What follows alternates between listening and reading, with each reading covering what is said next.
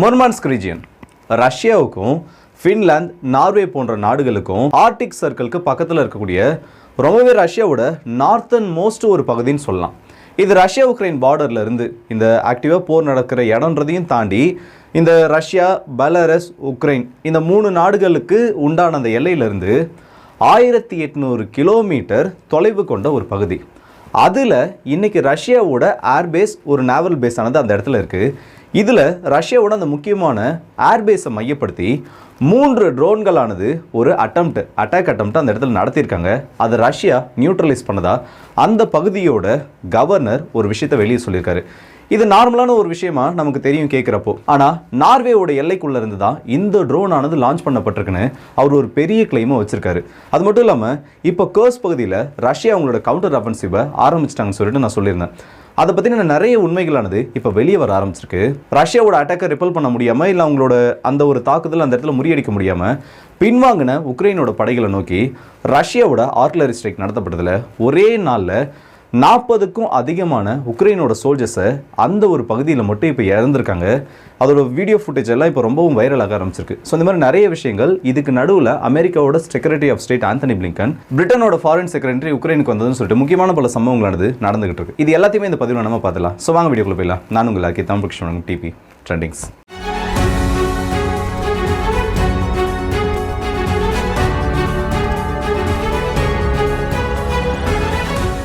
முர்மான்ஸ்க் ரீஜியனோட governor இன்னைக்கு நம்மளோட இந்திய நேரப்படி 2:30 மணிக்கு அவரோட ட்விட்டர் ஹேண்டில், இப்போ எக்ஸ்ன்னு சொல்லக்கூடிய அந்த ஹேண்டில் ஒரு பதிவை வெளியிடுறாரு. அந்த பதிவில் அவர் ஒரு என்ன கிளைமை வச்சிருக்காருன்னா, 3 ட்ரோன்கள்ன்றது ரஷ்யாவோட ஒலினியா ஏர்பேஸை நோக்கி ஒரு மோசமான டேமேஜ் ஏற்படுத்துறதுக்காக ஒரு அட்டாக் அட்டம்ப்டோட இந்த இடத்துல உள்ளே வந்துச்சு. ஆனால் எங்களோட எலக்ட்ரானிக் வார்ஃபேர் ஜாமிங் யூனிட்ஸை வச்சு ஒரு ட்ரோனை நியூட்ரலைஸ் பண்ணது மட்டும் இல்லாமல் ஏர் டிஃபென்ஸ் சிஸ்டம்ஸை பயன்படுத்தி 2 ட்ரோனை நாங்கள் நியூட்ரலைஸ் பண்ணியிருக்கோம். இந்த ரஷ்யாவோட பேஸ்ன்றது, இந்த ஒலினியா ஏர்பேஸ்ன்றது ரொம்ப ஒரு முக்கியமான அசெட். ரஷ்யாவோட Tu-22 பாம்பர்ஸ்ன்றது இந்த இடத்துல தான் ஸ்டேஷன் பண்ணப்பட்டிருக்கு. கடந்த ஜூலை மாதத்தில் கூட இந்த இடத்துல ஒரு ட்ரோன் அட்டாக் பண்ணி ஒரு Tu-22 பாம்பரை நாங்கள் டேமேஜ் பண்ணிட்டோம்னு சொல்லிட்டு உக்ரைனோட கிளைமானது இருந்துச்சு. ஆனால் அதுக்கப்புறம் அதை பற்றின நியூஸ் எதுவும் பெருசாக வெளியில் வரல. ஸோ இதுக்கு இப்போ மாஸ்கோ ரொம்பவே ரியாக்ட் பண்ண ஆரம்பிச்சிருக்காங்க. அதுக்கான காரணம், இந்த ட்ரோனை வச்சு இந்த இடத்துல அடிக்க ட்ரை பண்ணது கிடையாது. நார்வேயோட பகுதிகளில் இருந்து, நார்வேயோட பார்டருக்குள்ளே இருந்து தான் இந்த ஒரு ட்ரோன் ஆனது லான்ச் பண்ணப்பட்டிருக்குன்னு நிறைய அந்த ட்ரோனோட ஃப்ளைட் பாத்தை இப்போ ரஷ்யா கிளைமாக வைக்க ஆரம்பிச்சிருக்காங்க. சரி, என்ன விதமான ட்ரோன் இதில் பயன்படுத்தப்பட்டுச்சு, நார்வேக்குள்ளேருந்து உண்மையாலுமே இவங்களால இந்த ட்ரோனை லான்ச் பண்ண முடியுமான்னு பார்த்தோன்னா, உக்ரைன் கிட்ட நிஞ்சா கேட்டகரியில் சூசைட் EOVன்றது நிறைய இருக்குது. இதெல்லாம் ஒரு ப்ராப்பரான ரன்வே இல்லை ப்ராப்பரான ஒரு லான்ச் பேட் தான் வேணும்னு எந்த ஒரு அவசியமும் இல்லை. நார்மலாக நம்ம பயன்படுத்தும்ல ஒரு சூட்கேஸ், அந்த சூட்கேஸுக்குள்ளே இதோட பார்ட்ஸ் எல்லாம் வச்சு ஒரு 20 நிமிஷத்துலேருந்து அரை மணி நேரம், மேக்ஸிமம் ஒரு 1/2 hour இருந்ததுன்னா போதும், இதை அசம்பிள் பண்ணி எந்த இடத்துல இருந்து வேணால் இதை லான்ச் பண்ணுற மாதிரி ரொம்பவே ஒரு சிம்பிள், அது மட்டும் இல்லாமல் எஃபெக்டிவான ட்ரோன் சொல்லலாம். இதோட மேக்ஸிமம் ரேஞ்சுன்றது பார்த்தோன்னா 150 கிலோமீட்டர்லேருந்து 300 கிலோமீட்டர்களுக்கும் கூட.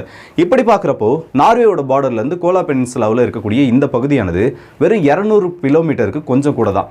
ஸோ நார்வேக்குள்ளேருந்து இந்த ட்ரோனை லான்ச் பண்ணியிருக்கிறதுக்கான நிறைய வாய்ப்புகளானது இருக்குது. இப்போ டிமிட்ரி பெஸ்கோவ் கிரெம்லின் சார்பாக என்ன சொல்லியிருக்காருன்னா, நார்வேக்கும் ஸ்வீடனுக்கும் ஃபின்லாந்துக்கும் நாங்கள் நிறைய டைம் சொல்லியிருக்கோம், ரஷ்யாவோட பார்டர் கண்ட்ரிஸ் நேட்டோவில் சேர்ந்தால் என்ன விதமான பிரச்சனைகளானது ஏற்படும், நேட்டோவுக்கும் ரஷ்யாவுக்கும் என்ன விதமான சிக்கல்கள் இருக்குன்னு சொல்லிட்டு இந்த ஒரு ட்ரோன் அட்டம்ப்ட் நார்வேவிலிருந்து நடத்தப்பட்டுச்சுன்னா இதையாவது அவங்க சீரியஸாக எடுத்துக்கணும். ரஷ்யாவுக்கும் நேட்டோவுக்கும் என்ன விதத்தில் பிரச்சனையானது இருக்குது. ஏன்னா இது ஒரு ஏர்பேஸ் மட்டும் கிடையாது, இதுக்கு பக்கத்துலேயே ரஷ்யாவோட ஆர்டிக் ஃப்ளீட்டுக்கான செவோமாக்ஸ் நேவல் பேஸும் இந்த இடத்துல இருக்குது. இது ரஷ்யாவோட ஆர்டிக் அண்ட் நார்த்தன் ஃப்ளீட்டுக்கு ரொம்பவே ஒரு முக்கியமான பகுதி. நிறைய வார்ஷிப்ஸை இந்த இடத்துல இவங்க ஹோல்ட் பண்ணி வச்சிருக்காங்க. இந்த உக்ரைன் பார்டருக்கு இதுக்கும் கிட்டத்தட்ட 1800 கிலோமீட்டர் டிஸ்டன்ஸ் இருக்கிறதுனால நேரடியாக உக்ரைன்லேருந்து இந்த ட்ரோனை லான்ச் பண்ணியிருக்கிறதுக்கோ இல்லை உக்ரைன்லேருந்து நேரடியாக இது இங்கே வந்து அட்டாக் பண்ணியிருக்கிறதுக்கோ பாசிபிலிட்டியானது சுத்தமாக கிடையாது. இதில் நார்வேயிலிருந்து ஏதோ ஹெல்ப்புன்றது இந்த உக்ரைனுக்கு அதிகமாக கிடைக்க ஆரம்பிச்சிருக்கு. இதுக்கு நடுவில் துருக்கியோட அதிபர் எர்டகன் என்ன தெரியுமா சொல்லியிருக்காரு, கிரீமியான்றது உக்ரைனோட ஒரு ஒருங்கிணைந்த பகுதி, அதை உக்ரைன் கிட்டே திரும்ப கொடுத்துடணும், ரஷ்யா தேவையில்லாமல் கிரீமியா வச்சுக்கிட்டு உக்ரைன் கிட்ட பிரச்சனை பண்ணக்கூடாதுன்னு ஒரு ஸ்டேட்மெண்ட்டை சொல்லியிருக்காரு. ஒரு வாரத்துக்கு முன்னாடி தான் பிரிக்ஸில் ஜாயின் பண்ணணும்னு சொல்லிட்டு ரஷ்யாவுக்கு ஒரு ரெக்வஸ்ட் வைக்கிறது, பிரிக்ஸ் கண்ட்ரிஸ் கிட்ட நிறைய விஷயங்களை பேசுறதுன்னு சொல்லிட்டு அந்த பக்கம் ஒரு குத்து. அப்படியே இந்த பக்கம் வந்தனா நேட்டோவில் இருக்கிறதுக்காக இந்த உக்ரைனுக்காக கிரீமியாவை பற்றி பேசுறதுன்னு சொல்லிட்டு இந்த பக்கம் ஒரு குத்து. ஜியோ பாலிட்டிக்ஸை பொறுத்த வரைக்கும் துருக்கி இந்த இடத்துல ஒரு மேஜர் பிளேயராக இருக்காங்க. ஒரு மேஜர் பிளேயர்டையும் தாண்டி 2 சைட்லையும் வரக்கூடிய நல்லதுகளை, இந்த பக்கம் போனாலும் நமக்கு பிரச்சனை இருக்கக்கூடாது, இந்த பக்கம் போனாலும் நமக்கு பிரச்சனை இருக்கக்கூடாதுன்னு இந்த ரெண்டு தரப்புக்கும் நடுவில் நின்று செய்யக்கூடிய சில வேலைகளை துருக்கி ரொம்பவே சிறப்பாக செஞ்சுட்டு இருக்காங்க. இங்கே நடக்கக்கூடிய ரஷ்யா உக்ரைன் போர்னால அதிகமாக ஆதாயம் அடைஞ்சிட்டு இருக்க ஒரு நாடாக துருக்கின்றது மாறிட்டு இருக்கு. அது எல்லாமே தனியாக ஒரு வரலாறு. ஏன்னா இப்போ ஒரு கேஸ் ஹப்பா துருக்கியை மாற்றுறதுனால ரஷ்யா கிட்டேருந்து ரொம்ப கம்மியான விலையில் கேஸ் வாங்கி அதை யூரோப்புக்குள்ளே பம்ப் பண்ண வேலையை இந்த துருக்கி பார்க்க போகிறாங்க. அது மட்டும் இல்லாமல் ரஷ்யாவுக்கு ஃபேவராக சில வேலைகளை பண்ணுறது, ரஷ்யாவுக்கு எதிராக சில வேலைகளை பண்ணுறதுன்னு சொல்லிட்டு அவங்களால எந்த அளவுக்கு இந்த ஜியோ பாலிட்டிக்ஸ் கேமை ப்ளே பண்ண முடியுமோ அது எல்லாத்தையும் இப்போ பண்ணிட்டு இருக்காங்க. இதுக்கு நடுவில் யூகேவோட ஃபாரின் செக்ரட்டரி டேவிட் லாமி, அமெரிக்காவோட secretary of state Anthony Blinken, இவங்க 2 பேரும் கியூவுக்கு வந்துட்டாங்க. இப்போ கியூவில் தான் இருக்காங்க. இந்த 2 பேரோட வருகையானது இப்போ ரொம்ப ஒரு முக்கியமான விஷயமா மாறி இருக்கு. நான் போன வீடியோலேயே ஒரு விஷயத்த சொல்லியிருப்பேன். ரஷ்யாவுக்குள்ளே டீப் ஸ்ட்ரைக் பண்ணுறதுக்கு ஸ்டார்ம் ஷேடோ க்ரூஸ் மிசைல் இல்லை வெஸ்டர்ன் மேட் வெப்பன்ஸ் எதையும் பயன்படுத்தி ரஷ்யாவை அடிக்கிறதுக்கு ஒரு க்ரீன் சிக்னலை கண்டிப்பாக கூடிய சீக்கிரத்தில் உக்ரைன் வாங்குவாங்க. அதுக்கான ஒரு முன்னேற்பாடு நடவடிக்கையாக தான் இந்த ஈரான் பாலிஸ்டிக் மிசைல்ஸை அனுப்புறதை சொல்கிறதா இருக்கட்டும், இல்லை இப்போ இவங்க 2 பேரோட விசிட்டாக இருக்கட்டும், இது எல்லாமே மாறிட்டு இருக்கு. இப்போது இதை பற்றி கிரெம்லின் என்ன சொல்லியிருக்காங்க, ஏன்னா இவங்களுக்குள்ள மீட்டிங் ஆனது போயிட்டு இருக்கப்போ மோஸ்ட்டாக நிறைய எக்ஸ்பர்ட்ஸ் என்ன சொல்லியிருக்காங்கன்னா, கண்டிப்பாக உக்ரைனுக்கு ஒரு க்ரீன் சிக்னல் ஆனது கிடைக்க போகுது. ரஷ்யாவுக்குள்ள ஸ்டார்ம் ஷேடோ மிசைல்ஸை ஃபயர் பண்ணுறதுக்கும் அமெரிக்காவோட ATACMஸை பயன்படுத்துறதுக்கும். ஸோ கண்டிப்பாக இந்த இடத்துல இவங்களோட மீட்டிங் அப்புறமா உக்ரைன் ஏதோ ஒரு பெரிய பிளானை பண்ண போகிறாங்க. அதுக்கான ஒரு ட்ரையலை தான் இந்த இடத்துல நிறைய இடங்களை பார்த்துட்டு இருக்கதாகவும் சொல்கிறாங்க. இப்போ கிரெம்லின் என்ன சொல்லியிருக்காங்கன்னா, இன்கேஸ் அமெரிக்காவோ இல்லை வெஸ்டர்ன் பார்ட்னர்ஸ், உக்ரைனோட வெஸ்டர்ன் பார்ட்னர்ஸ் யாராச்சும் ரஷ்யாவோட லாங் ரேஞ்ச் ஏர்ஃபீல்ட்ஸு இல்லை லாங் ரேஞ்சில் இருந்து உக்ரைனோட பார்டர்லேருந்து லாங் ரேஞ்சில் இருக்கக்கூடிய மிலிட்டரி பேஸஸை ஸ்ட்ரைக் பண்ணுறதுக்கு US மேட் வெப்பன்ஸ் இல்லை பிரிட்டன் மேட் வெப்பன்ஸ் எதுவாக வேணா இருக்கட்டும், வெஸ்டர்ன் கண்ட்ரிஸோட வெப்பன்ஸ் ஏதாச்சும் ரஷ்யாவோட ஏர் ஸ்பேஸ்க்குள்ளே என்ட்ராச்சுன்னா அது என்ட்ரான அடுத்த ஒரு சில நிமிஷங்கள்லேயே அது அழிக்கப்படும். அந்த வெப்பனை லான்ச் பண்ண லான்ச் பேட் எந்த இடத்துல இருக்கோ அதுவும் அழிக்கப்படும் சொல்லிட்டு இன்னைக்கு ஒரு வார்னிங்கையும் கொடுத்துருக்காங்க. அது மட்டும் இல்லாமல் இந்த ரஷ்யா பண்ணக்கூடிய இந்த கர்ஸ் கவுண்டர் ஆஃபென்சிவ்ன்றது ரொம்பவே டெட்லியாக மாற ஆரம்பிச்சிருக்கு. ஒரு சில இமேஜஸ் நான் இங்கே காமிக்கிறேன், பிளர் பண்ணி தான் காமிக்க முடியும். ஏன்னா அதோட பிரச்சனைகள் என்னன்னு சொல்லிட்டு உங்களுக்கு எல்லாமே நல்லா தெளிவாக தெரியும். உக்ரைன் நினச்சி பார்த்ததை விட மோசமான விளைவுகளானது இப்போ கர்ஸ்கில் ஏற்பட ஆரம்பிச்சிருக்கு. நிறைய பேர் நினைப்பீங்க ரஷ்யா வந்து ஒரு 3-4 கிராமங்களை கைப்பற்றிட்டு அதோட அந்த இடத்துல ஹால்ட் ஆயிட்டாங்கன்னு சொல்லிட்டு. இதுக்கு ரஷ்யா பிளான் பண்ண விதம்ன்றது இப்போ கொஞ்சம் கொஞ்சமாக வெளியில் வர ஆரம்பிச்சிருக்கு. இந்த பாண்டோன்ஸ் பிரிட்ஜை பற்றி நம்ம நிறைய பேசியிருப்போம். உக்ரைன் வந்து ரஷ்யாவோட அந்த ரிவரில் இருக்கக்கூடிய மெயினான பிரிட்ஜஸ் எல்லாம் அடிச்சு உடைக்கிறாங்க. அதுக்கப்புறம் அவங்க மிதக்கக்கூடிய தன்மையை கொண்ட அந்த பாண்டோன்ஸை வச்சு ஒரு பாண்டோன்ஸ் பிரிட்ஜை கட்டுறாங்கன்னு சொல்லிட்டு. ஆனால் அதையும் திரும்ப உக்ரைன் அடித்தாங்க. இப்போ உக்ரைன் என்ன நினச்சிட்டாங்கன்னா, நம்ம ஒரு 2-3 இடத்துல அந்த பிரிட்ஜஸ் அடிக்கிறப்போ திரும்பவும் ரஷ்யா அதை கட்டி, ஏன்னா அது வந்து ரொம்ப ஒரு சிம்பிளான ப்ராசஸ் தான். ஒரு 1/2 மணி நேரத்துலேருந்து 1 மணி நேரத்துக்குள்ளே ஒரு ரிவர் கிராசிங்கை இவங்களால மொத்தமாக கட்டி முடிக்க முடியும். அதை ரஷ்யா அந்த அளவுக்கு சீக்கிரம் பண்ண மாட்டாங்க. ஆத்தோட இந்த பக்கம் இருக்கும், ரஷ்யா வந்து ஆற்றுக்கு அந்த பக்கம் இருக்காங்க. அவங்களால நம்ம மேலே ஒரு ஏர் அட்டாக் இல்லை ஆர்ட்லரி அட்டாக் பண்ண முடியுமே தவிர டைரக்டாக அந்த ஆற்றை கடந்து வந்து என்னண்ட நமக்கு ட்ரூப்ஸோட சண்டை போட மாட்டாங்கன்னு சொல்லிட்டு ஒரு தப்பு கணக்கை போட்டிருக்காங்க. ஆனால் அது உக்ரைனுக்கு இந்த இடத்துல பேக் ஃபயர் ஆக ஆரம்பிச்சிருக்கு. நேற்று ஒரே நாளில் இந்த கவுண்டர் அஃபென்சிவ் தொடங்குறதுக்கு முன்னாடி 3 இடங்கள்ல, இந்த ஆறு இருக்குல்ல, இந்த ஆத்தோட 3 இடங்கள்ல வெறும் 40 நிமிஷத்தில் இந்த பாண்டோன்ஸ் பிரிட்ஜை போட்டு முடிச்சிருக்காங்க.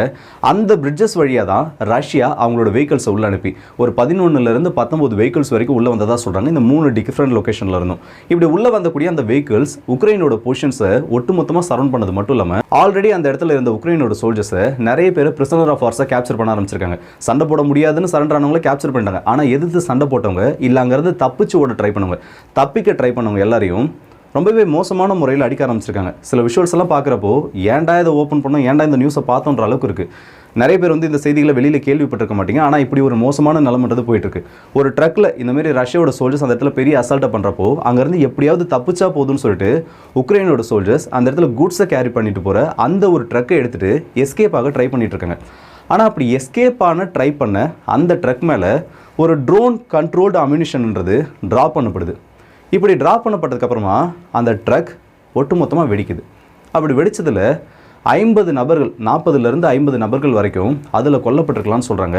அந்த ஃபுட்டேஜ் எல்லாம் பார்க்குறப்போ அங்கேருந்து தப்பிக்கக்கூடிய உக்ரைனோட சோல்ஜர்ஸ்க்கு ரொம்பவே மோசமான முடிவுகள்ன்றது கொடுக்கப்பட்டுருக்கு.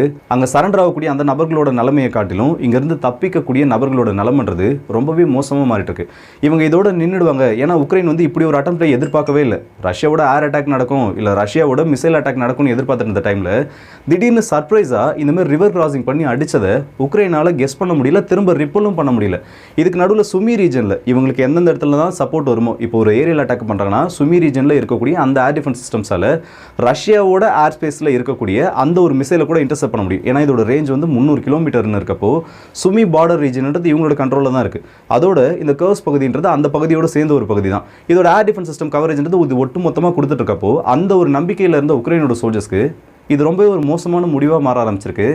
இன்னைக்கு 2 S-300 லான்ச்சர்ஸை இந்த சுமி ரீஜனில் வச்சு ரஷ்யா அவங்களோட மிசைல் ஸ்ட்ரைக்கில் அடிச்சிருக்காங்க. ஸோ முதல்ல கவரேஜ் கொடுக்கக்கூடிய இடங்களை அடிச்சுட்டு அதுக்கப்புறமா எதிர்பார்க்காத டைமில் இந்த கர்ஸ் கவுண்டர் அஃபென்சிவ்ன்றது இப்போ நடந்துட்டுருக்கு. இப்போ அமெரிக்காவோட செக்ரட்டரி ஆஃப் ஸ்டேட் வேறு இங்கே இருக்கார், யூகேவோட ஃபாரின் செக்ரட்டரி இருக்காங்க. இது எல்லாத்தையும் காரணமாக வச்சு உக்ரைன் கண்டிப்பாக ஒரு க்ரீன் சிக்னலை வாங்குவாங்க. என்னைக்கு ஸ்டார்ம் ஷேடோ க்ரூஸ் மிசைலோ இல்லை அமெரிக்கன் மேட் ATACMSஓ ஒரு ரஷ்யாவோட ஏர்ஃபீல்டு இல்லை ரஷ்யாவோட மிலிட்டரி பேஸை ஸ்ட்ரக் பண்ணி ஒரு மேஜரான டேமேஜ் அந்த இடத்துல ஏற்படுதோ அன்னைக்கு கண்டிப்பாக பேர்ல் ஹார்பரால் எப்படி 2ஆம் உலகப் போரில் ஒரு பெரிய திருப்பு முனையானது ஏற்பட்டுச்சோ அந்த மாதிரி சம்பவங்கள் கண்டிப்பாக நடக்கும். ஏன்னா ATACMSஓட அந்த ரேஞ்சுக்குள்ளே கிட்டத்தட்ட ஒரு 35க்கும் அதிகமான ஃபார்வர்ட் மிலிட்டரி பேஸ்ன்றது உக்ரைனோட அந்த ATACMS லான்ச் பேடோட அந்த ரேஞ்சுக்குள்ளே இருக்குது. இதெல்லாம் பர்மிஷன் கொடுத்தா உக்ரைன் அடிக்காமல் இருப்பாங்கன்னு நீங்கள் நினைக்கிறீங்களா? கண்டிப்பாக அடிப்பாங்க. அப்படி அடிக்கிறப்போ இந்த போரோட அந்த ஒட்டுமொத்த போக்கே இந்த இடத்த மாறுறதுக்கான வாய்ப்புகள் இருக்குது. அதுக்கு முன்னாடி ஒரு அமைதி பேச்சுவார்த்தையை கொண்டு வந்து இந்த இடத்துல சுமூகமாக முடிச்சிட்டாங்கன்னா வரப்போகிற ஒரு பேரழிவை கண்டிப்பாக இந்த உலகத்தால் தடுக்க முடியும். இன்கேஸ் இதையெல்லாம் பண்ணாமல் உக்ரைனுக்கு இன்னமும் நிறைய க்ரீன் சிக்னலை கொடுத்துட்டே போனாங்கன்னா அது இந்த உலகத்தோட ஒரு அழிவின் தொடக்கமாக கூட இருக்கிறதுக்கான வாய்ப்புகள் ரொம்பவே அதிகமாக இருக்குது. ஸோ இந்த வீடியோ பற்றி உங்களோட கருத்துக்களை கமெண்ட் செக்ஷனில் சொல்லுங்கள். அடுத்த வீடியோ சந்திப்போம். அதுவரை உங்களிடம் விடைபெறுவது உங்கள் எல்லாருக்கே.